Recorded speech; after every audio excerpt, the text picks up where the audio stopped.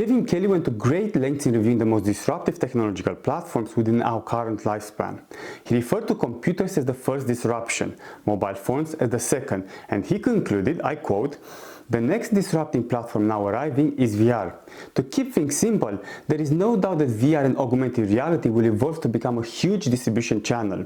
In fact, an article by HubSpot shows that VR marketing revenue achieved $6.7 billion at the end of 2022 and is projected to reach $12.9 billion in 2024.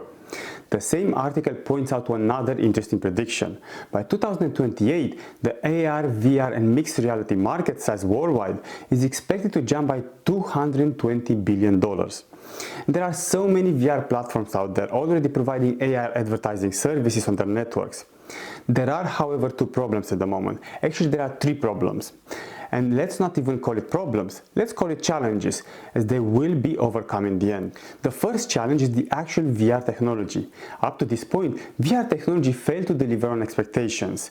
I do not really want to go into details, as this requires a far more extensive conversation and is not required for the purpose of this session. So, for simplicity, let's leave it to this. The VR, AR and mixed reality vision presented in movies like Ender's Game is very far away from today's rudimentary VR experience. On one side, the technology required to capture users' physiological and neurological actions is miles away from the ideal VR worlds envisioned in the Ender's Game movie. For example, currently the most advanced VR headsets distributed en masse are Facebook's Quest and HTC Vive Pro.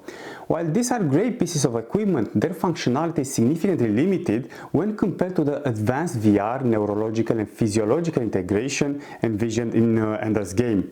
The same comments apply to haptic suits, gloves and other haptic equipment.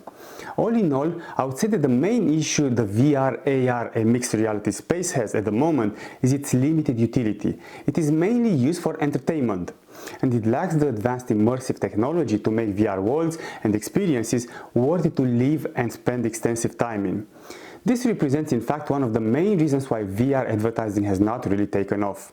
In simple terms, because of its limited utility, the ROI from VR ads is very low. For example, people immersed in a game are unlikely to pay much attention to VR ads, and even if they did so, tracking technology is rudimentary when compared with the options available in the real world, which is why most VR ad platforms run a pay-per-impressions business model as opposed to a pay-per-click or pay-per-conversion model. The ROI is simply not there, or it's hard to demonstrate at least. Again, just to emphasize that this is in fact a much bigger conversation, as progress is in fact being made on the analytics part. Another point to make is that VR technology itself is not yet suited to delivering conversions. Only recently the ability to include the clickable links taking users to a website was introduced to VR, for example. Yet the functionality is still well below the experience of browsing through a real-life website. Filling in a form, for example, is not an option. So, just to conclude in a very simple way, the haptic technology needed to collect external and internal stimuli, whether movement, physiological, neurological or similar, is just not there yet. The tracking, conversion optimization, bidding and other similar strategies are so far away from the options available in the real world that allocating your advertising budget to Google versus VR is a simple decision to make at the moment. And the user intent is just not there either. You're showing ads to some dudes that are super passionate about their games. Think Reddit, for example. Its users are famous for the version they have to ads. I mean, what do you think will happen? Wouldn't you get pissed off to get interrupted from your fast-paced game in VR by an ad? Sure you will. Of course, as an advertiser, you can still get your ad on one of those advertising panels within the actual environment, just the way you would do in the real life, in a non-invasive way. But again, you must have a big budget allowing you to experiment outside the traditional ads, which can clearly demonstrate ROI. Look, at this point, VR ads are mainly tested by large companies with large budgets and fancy consultants who think themselves as innovators.